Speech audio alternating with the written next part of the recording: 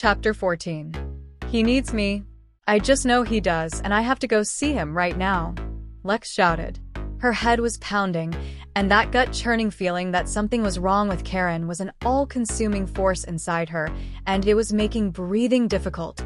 Her heart was hurting, and she knew it wouldn't stop until she laid eyes on her brother and proved to herself beyond a shadow of a doubt that he was okay. Listen, Lex, I'm sure he's fine. Just calm down. He isn't even late yet. He still has like half an hour or so. A sudden rush of anger had Lex spun around and pinning Lillian up against a nearby wall with a thud. I'm not asking.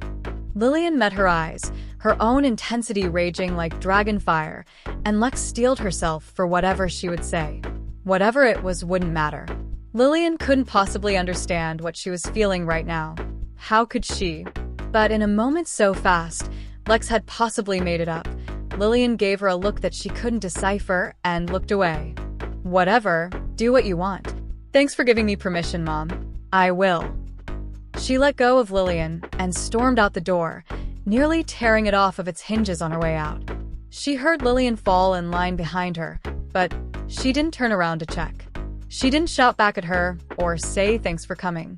She just kept moving, and she wasn't stopping until she got to the doc's place where Kaeron should be getting his checkup. She had to see him to prove the group of dying butterflies in her stomach wrong. What? Lizard, got your tongue?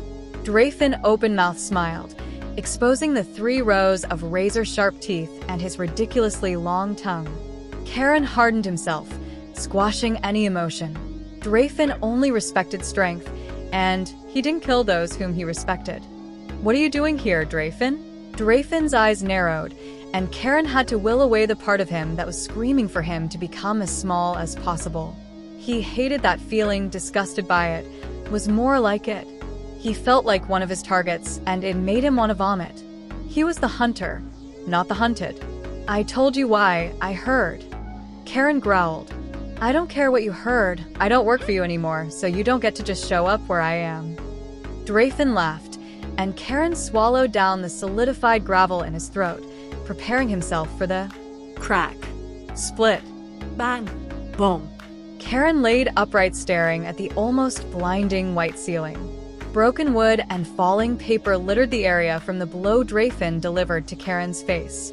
He could still feel the hit dancing in the blood dripping from his split cheek or the throbbing in his head. He spat blood. Great, now Doc's gotta fix me all over again. Kaeron joked. A flicker of rage flashed in Drayfin's eyes, and Kaeron couldn't move before he had a hand in his face. Smartass. Drayfin scoffed. If you weren't so damn good at your job, I'd do more than just knock you on your ass.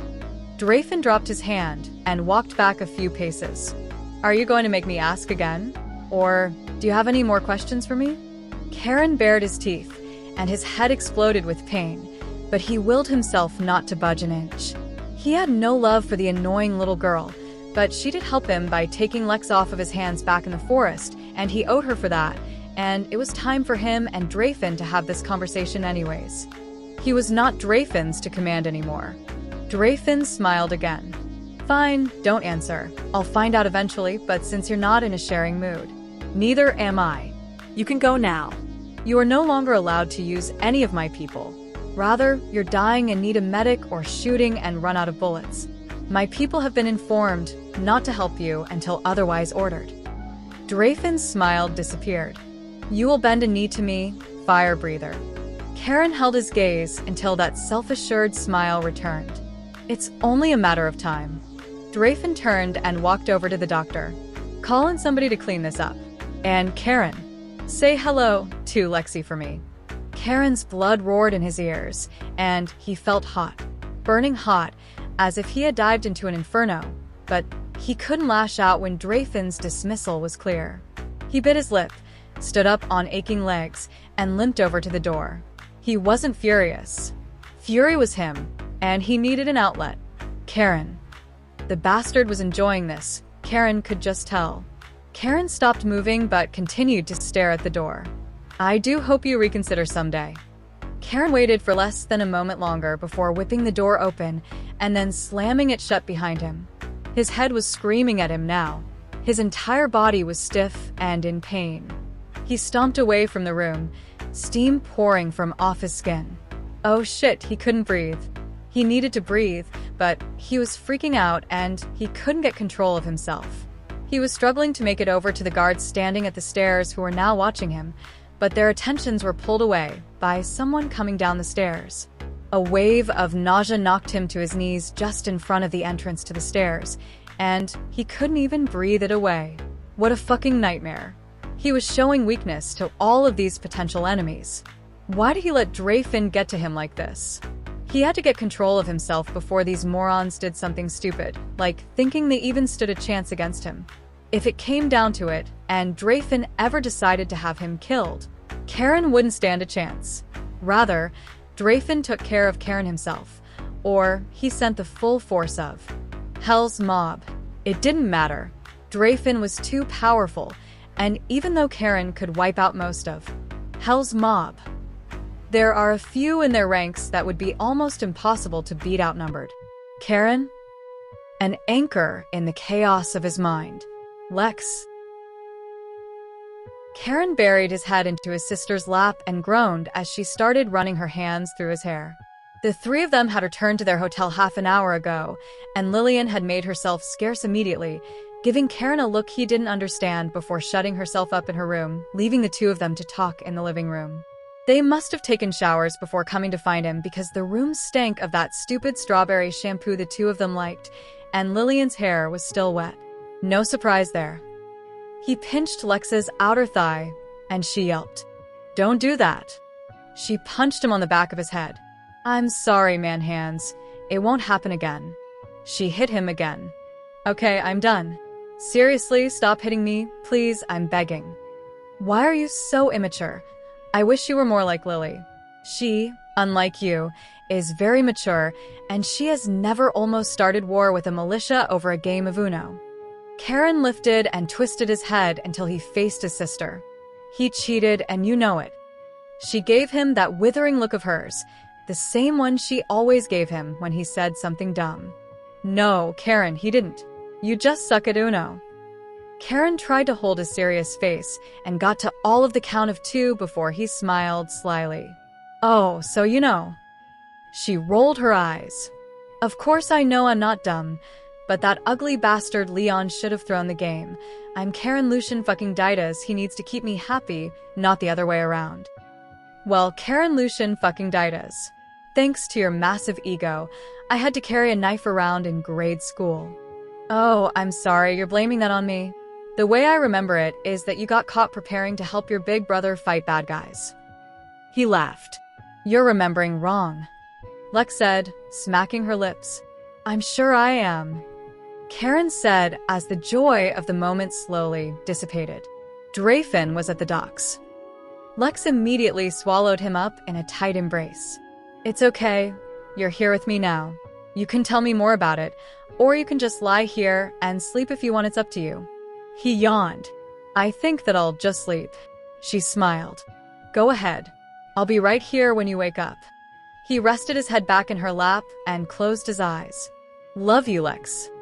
"Sleep tight, Kaeron." And in only a few minutes, he was thankfully entering a dreamless sleep. Lillian leaned over the balcony in her room and looked into the busy streets of the town below. For all of the times, Talion had talked about all of the races and how the current peace we all were experiencing is only an illusion, held together by him and his company for his brother Demetrius Atrium, the king of all of Solaris, also known as the Great Conqueror. Revolutionists, journalists dumb enough to try and tell the truth about his regime. Troublesome politicians, moms, dads, children. Anybody who dare challenge the authority of a dictator. Talion sent men to handle it.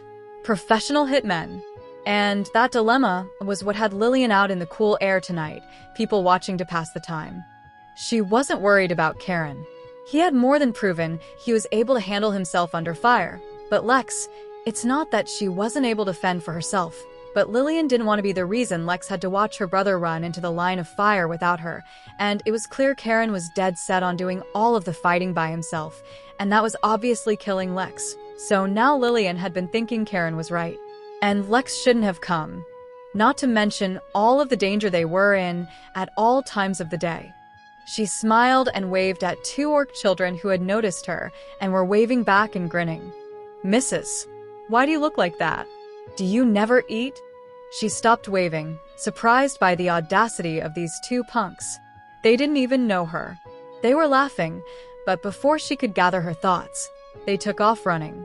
"Hey, you punks, get back here." Top? She leaned further over the edge and shouted, "How are you going to talk about how somebody else looks when you look like an overgrown toad?" They didn't turn back, and she huffed a breath.